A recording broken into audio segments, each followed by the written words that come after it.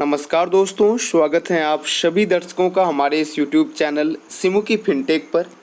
आज की इस वीडियो में हम लोग बात करेंगे IRFC के मॉर्निंग अपडेट्स के बारे में और आज दिन है 23 जून 2021। आज की इस वीडियो में सबसे पहले हम लोग इम्पॉर्टेंट लेवल्स के बारे में बात करेंगे।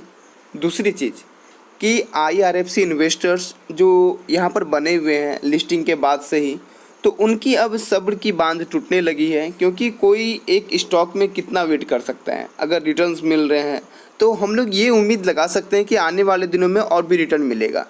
लेकिन IRFC के इस तरह के जो बिहेवियर हैं एबनॉर्मल तरीके से चल रहा है, तो आखिर कब तक हम लोग अच्छे रिटर्न्स की एक्सपेक्टेशन रख सकते हैं।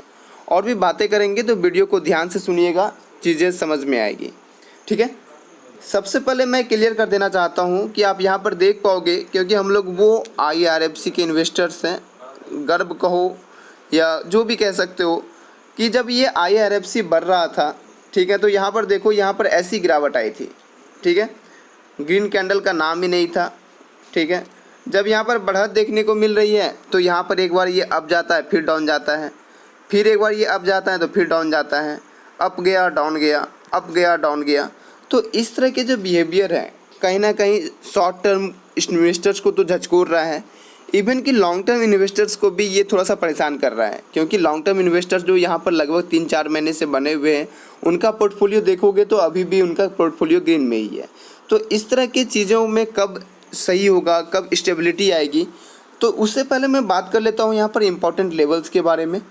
इम्पॉर्टेंट लेवल्स मैं आपको हमेशा बताया हूँ कि 25 रुपये का लेवल बहुत इंपॉर्टेंट है।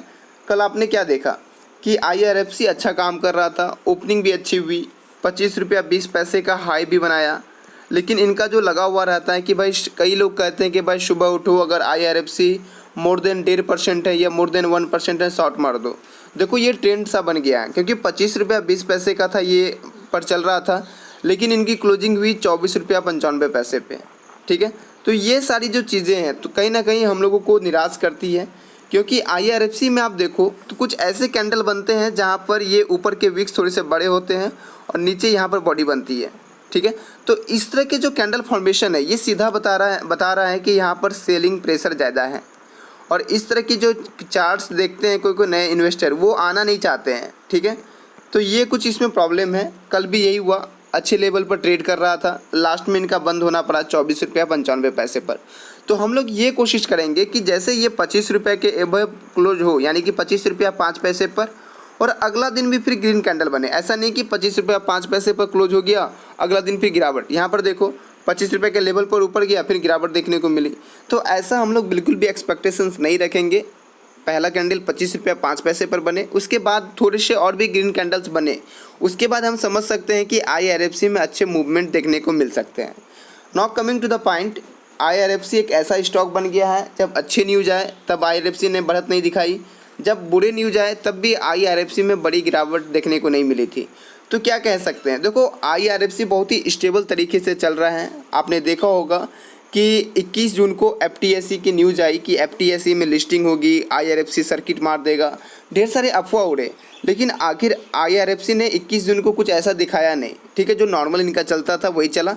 तो ये सारे न्यूज़ बेस्ड पे ये काम नहीं कर रहा है। तो लंबे समय के लिए अच्छी चीज़ें हैं कि ऐसा शेयर है जहाँ पर गिरावट भी बहुत ज़्यादा देखने को नहीं मिलती है और बढ़त भी बहुत कम ही है। ठीक है, इसके अलावा हम लोग बात करेंगे जो आपकी 29 जून को आपके जो Q4 के रिजल्ट्स आने वाले हैं, उससे उम्मीद हम लोग की क्या है। देखो, जब पिछले बार Q3 के जब रिजल्ट्स आए थे तब IRFC ने अच्छे अमाउंट में डिविडेंड की घोषणा की थी और वो 1 रुपया 5 पैसे का डिविडेंड था, लेकिन तब भी यहाँ पर बढ़त देखने को नहीं मिली थी। तो ये कहना बहुत मुश्किल होगा कि इस बार डिविडेंड की घोषणा अगर हो गई, ठीक है, तो यहाँ पर IRFC में बहुत बड़ा कुछ एरोप्लेन बन जाएगा, हवाई जहाज़ बन जाएगा, ऐसा कहना बिल्कुल भी गलत होगा। ठीक है, और डिविडेंड की अमाउंट पिछले बार की तुलना में घट सकती है, आधी भी हो सकती है, 50 पैसे की भी डिविडेंड मिल सकती है और 60 पैसे की भी मिल सकती है, इवन इससे कम भी मिल सकता है।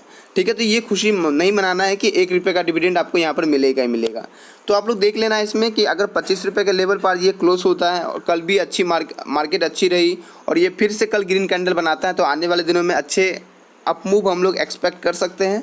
और वहीं मैं बात करूं इसके एक रेसिस्टेंस का, तो वो 24 रुपये का रेसिस्टेंस है, सपोर्ट है क्षमा चाहूँगा, 24 रुपये का सपोर्ट है जो बहुत इंपॉर्टेंट है। ठीक है, अब मैं बात कर लेता हूँ IRFC के इन्वेस्टर्स के जो शॉर्ट टर्म के लिए आए थे। देखो, अगर आप भी लंबे समय के लिए रहना चाहते हो तो बिल्कुल सही शेयर है, लेकिन अगर आप भी आए थे कि मुझे 2-3 वीक के लिए ही रहना है IRFC में, ठीक है, तो मैं सजेस्ट करूँगा कि डिविडेंड की घोषणा, ये मीटिंग होने वाले हैं, उतना दिन तक रुक जाओ। अगर उतना भी सब्र नहीं है और आपकी जो बाइंग प्राइस है वो 23 रुपया या 23 रुपया 50 पैसे तक है, ठीक है, और आपके पास 1000 शेयर हैं, ठीक है, तो मैं कहूँगा कि आपको एट द लेवल ऑफ 25 और 25.05 आपको 50% यहाँ पर प्रॉफिट बुकिंग कर लेनी चाहिए। यानी कि आपको 25 के लेवल के ऊपर जाता है तो आप अपने जो मान लो कि आपने 1000 शेयर खरीद रखे हैं तो 500 शेयर को आप यहाँ पर बेच सकते हो 25 रुपये के लेवल पे ऊपर, लेकिन कंडीशन है कि आपके पास 1000 क्वांटिटी होनी चाहिए और 23 रुपये से 23 रुपये 50 पैसे के बीच में आपके जो बाइंग प्राइस होनी चाहिए, एवरेज प्राइस होनी चाहिए। तो ये आपको याद रखना है, ठीक है। इसके अलावा और भी आप स्ट्रेटजी अपना सकते हो। लंबे समय के लिए आए हो तो लंबे समय तक में तो ये बहुत अच्छा है। OFS से पहले तक तो आप लोग बिल्कुल बने रह सकते हो, ठीक है। तो ये था आज का अपडेट, उम्मीद करता हूँ पसंद आया होगा। फिर से बता देता हूँ, 25 का एक हमारे पास एक स्ट्रॉन्ग रेसिस्टेंस है और यहाँ पर सपोर्ट भी एक 24 रुपये का है, ठीक है। वीडियो देखने के लिए आप सभी लोगों का बहुत बहुत धन्यवाद। मिलते हैं एक नए वीडियो में एक नए टॉपिक के साथ।